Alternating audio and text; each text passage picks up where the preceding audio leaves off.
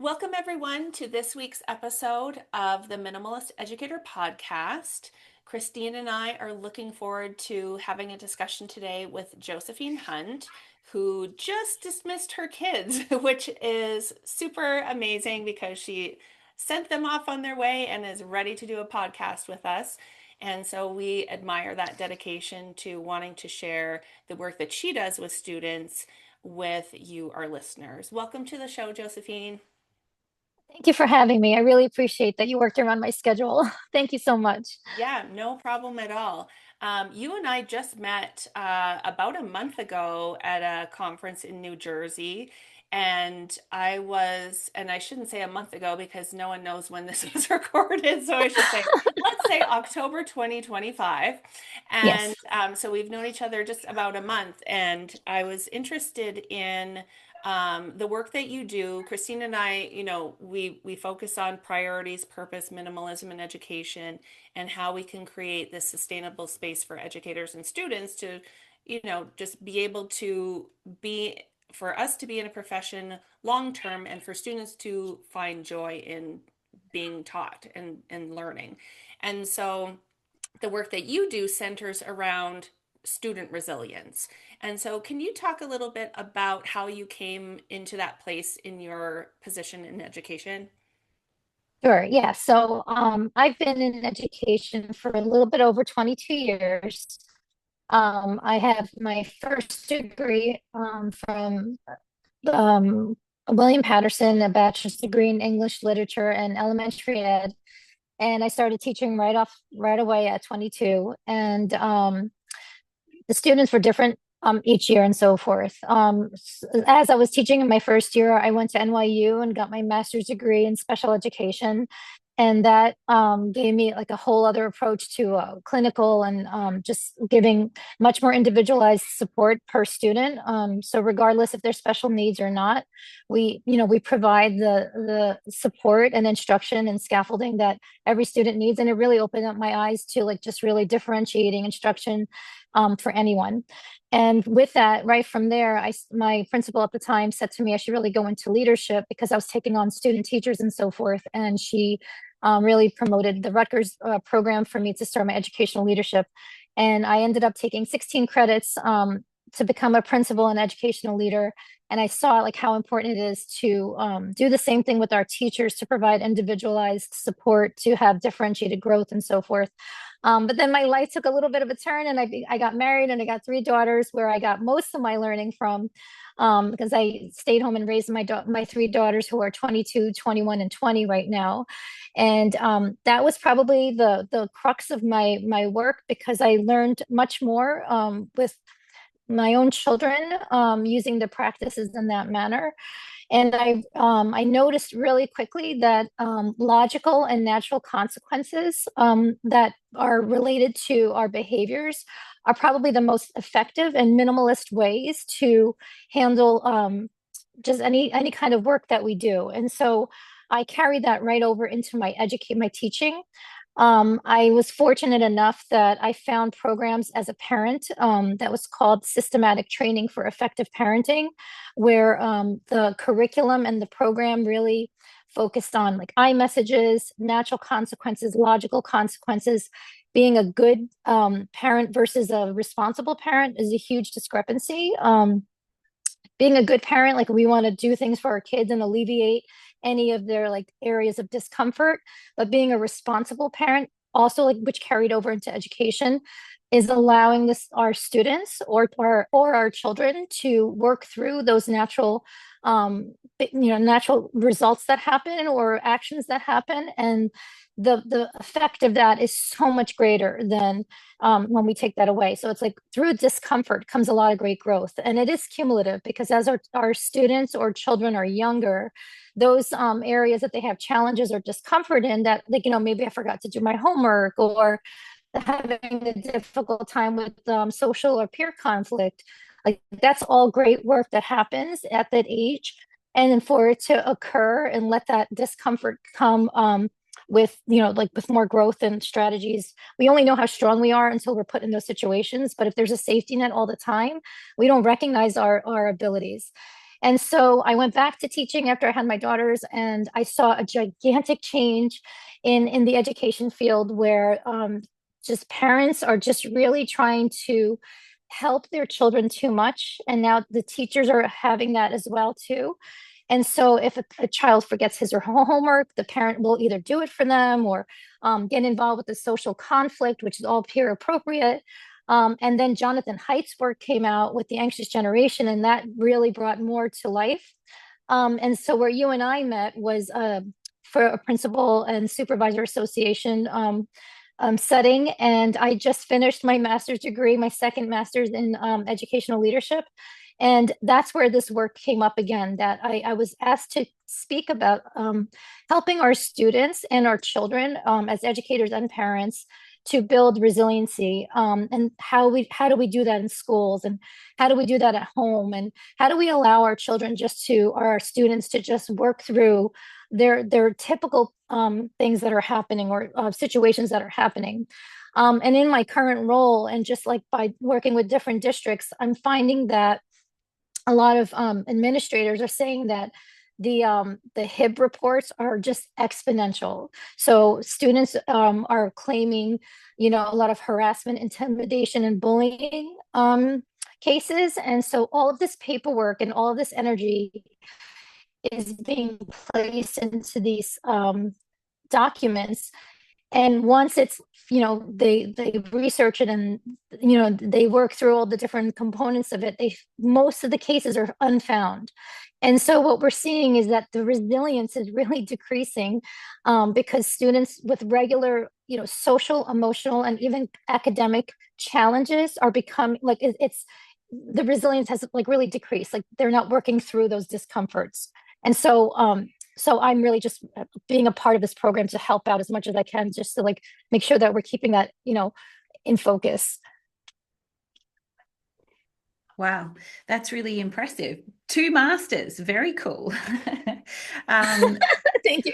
I would love to hear a little bit more. I know you told us a little bit already, but I'd love if you could elaborate on that idea of the natural or logical consequences and its connection to building resiliency. I think that would be really, really interesting to hear more about for our listeners.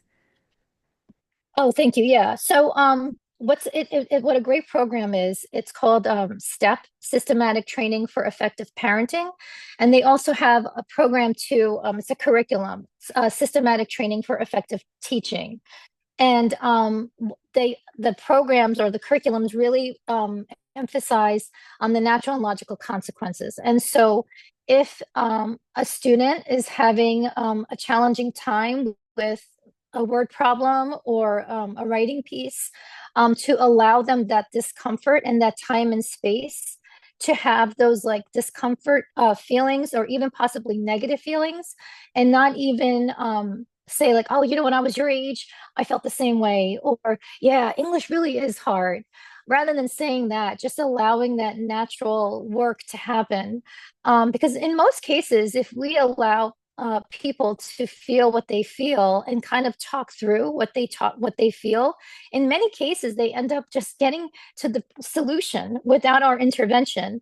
But what seems to be happening is that we're uncomfortable with someone else's discomfort, and we want to come in and save the day, right, as teachers and parents. And so it all comes from great intention. Like, really, I really fully believe that people come with all good intention. And so if I have a parent that comes in who's very upset or angry because my child was bullied at school, or not, someone wasn't nice to him or her, or is feeling some kind of negative feelings, I know that those parents are coming to me with all their best intention. This is their children. This is their heart on their sleeve. Like, the most vulnerable space, right, for you is your child. And we as educators, we go into this field because we want to help people. Like, we really, and I wrote articles on this too. Like, yes, of course we need to get, paid and like have a living from this job. But ultimately, we really get fulfilled with the intrinsic reward of helping others. Like, that really is the core motivation. And so sometimes just that communication where a student or a parent comes in with like a very negative response, to allow that to happen and be comfortable with that discomfort.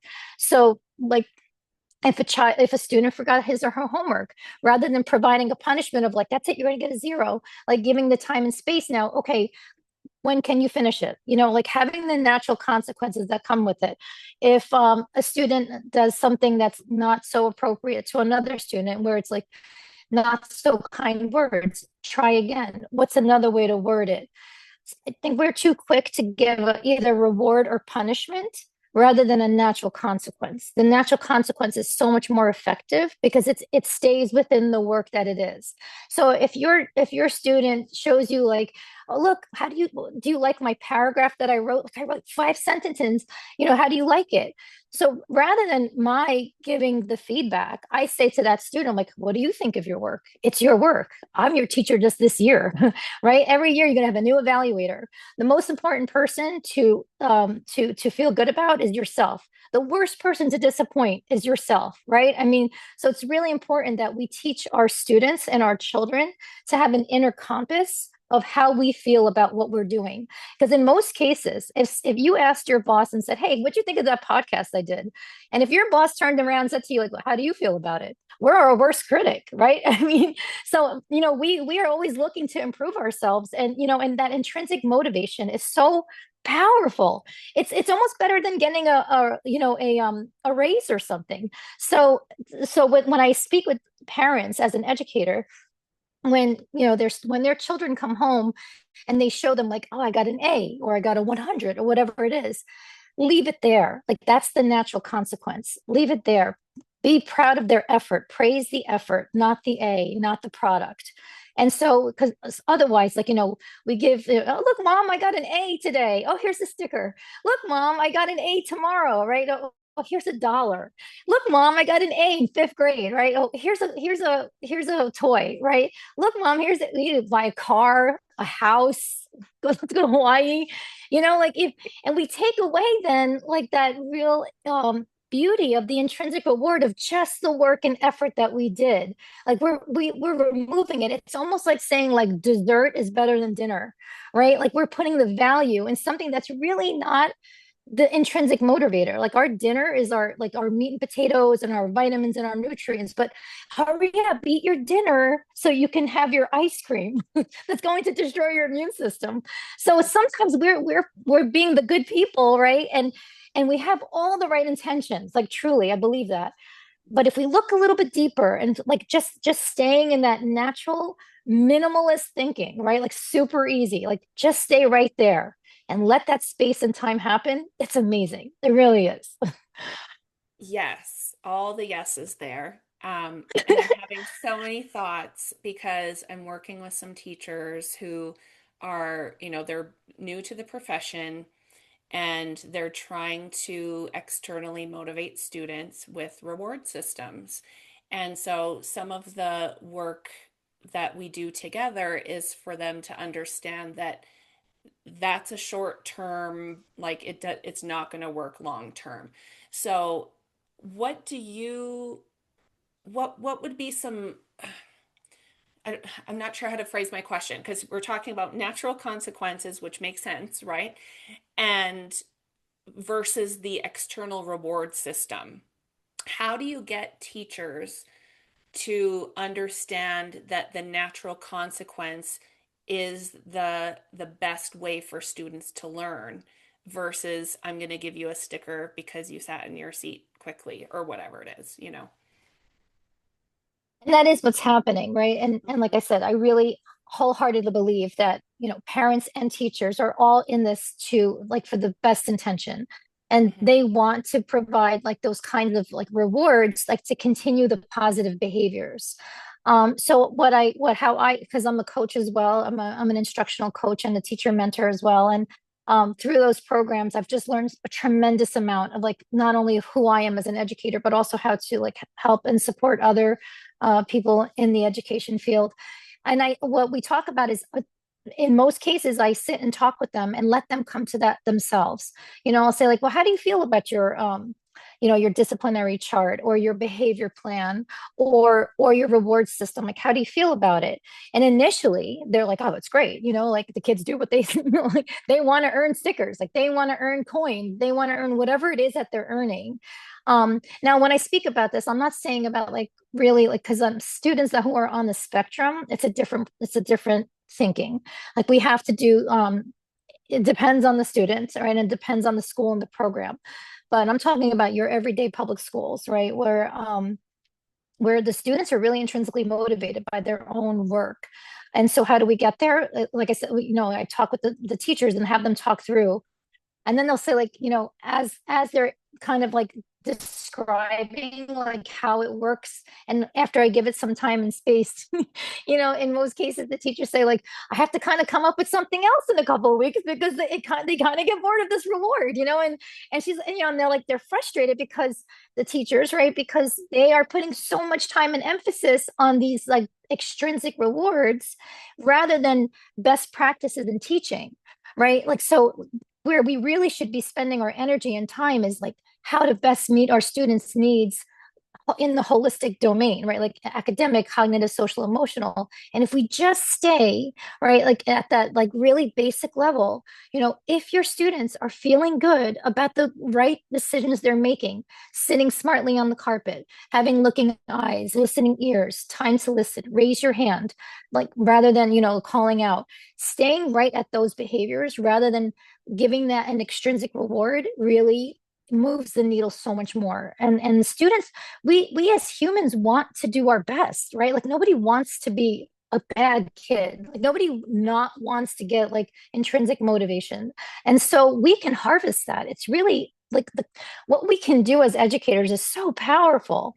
And then even like we can help with parents too. Like I send home videos of myself, like I'm not really it's like kind of cheesy, but there's sometimes like I know that the small conversations that I'm having at the door or the emails are only going so far. So when I send home video messages to my parents, to my students' parents about what we do and the why behind it, it is tremendous because then I can see that work being done at home too. So that parent education is a big piece of it. So I'm a big proponent too of professional learning or professional development. I think, teachers want to do better and they recognize when their practices are effective, like intrinsically effective. And so with that professional learning, we can just better ourselves with better tools and more effective tools.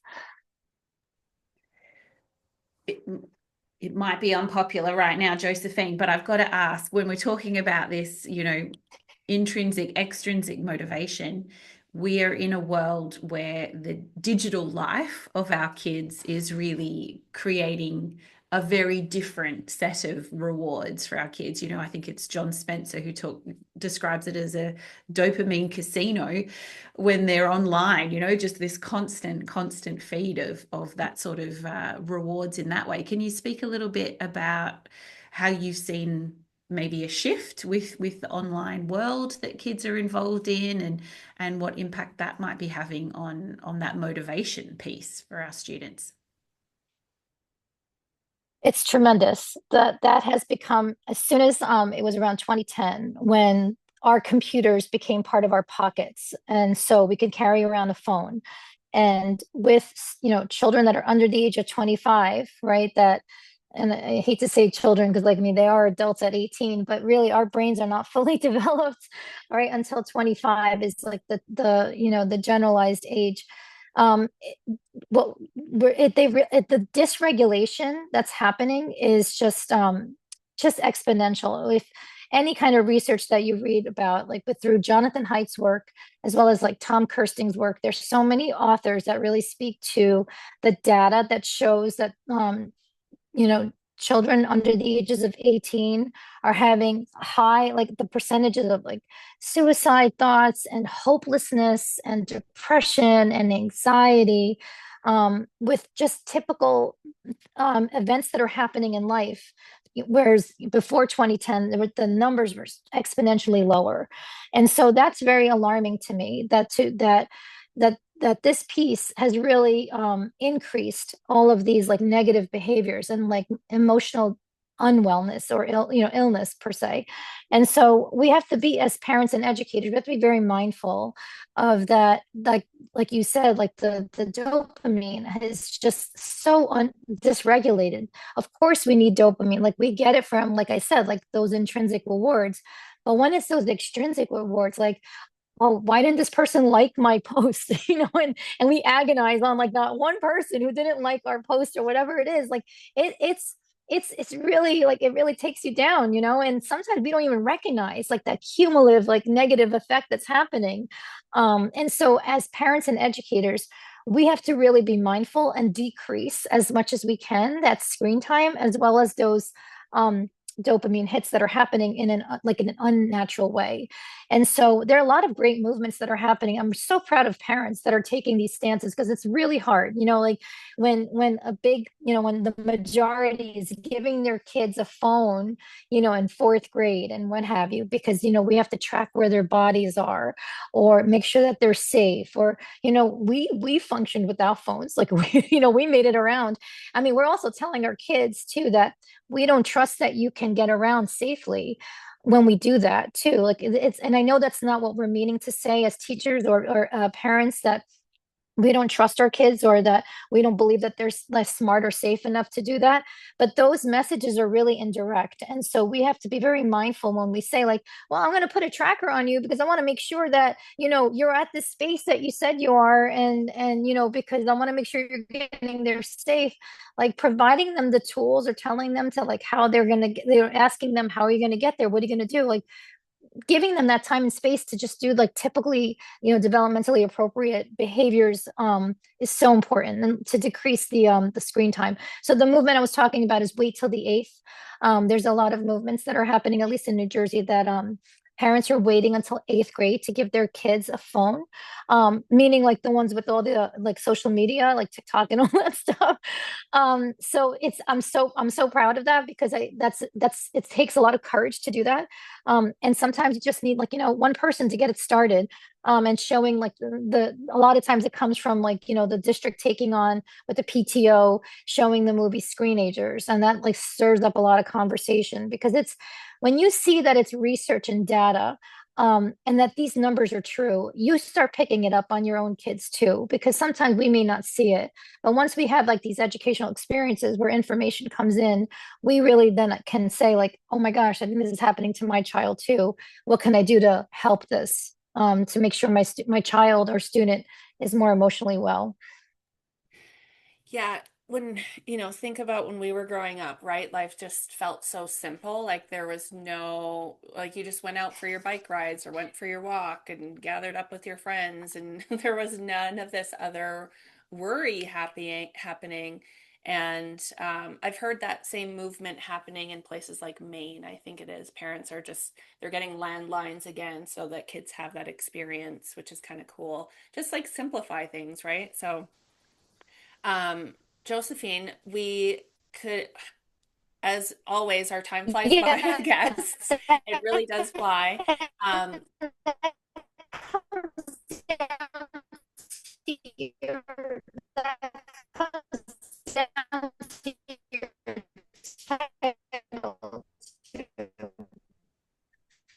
Sorry, your headphones were delaying. Sorry. Yeah, no, that's okay. We'll just pause there for a sec.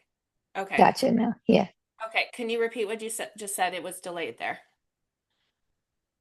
Oh, I was just saying that it kind of goes with the name of your podcast, that is the minimalist educator. And so just keeping it simple is really where the work is really the most effective.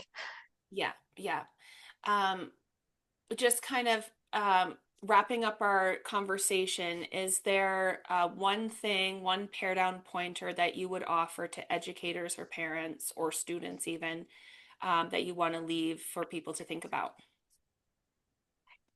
I would love for them to look into the systematic training for effective teaching, or systematic training for effective parenting. Mhm. The curriculum and program, I have nothing to do with. I just happen to be lucky to get the knowledge of that. And then I trained myself in it and I have implemented it. And I find it to be very eye-opening and effective. And so, and I've been practicing it for over 2 decades. And so, if I could educate other educators, that would be a direction that I would love for them to, look into because it will absolutely help the intrinsic motivation. Yeah. Thank you so much, Josephine, for your time and joining us as soon as your kids left your classroom. We definitely appreciate you. Thank you. Thank you so much for having me. Thank you.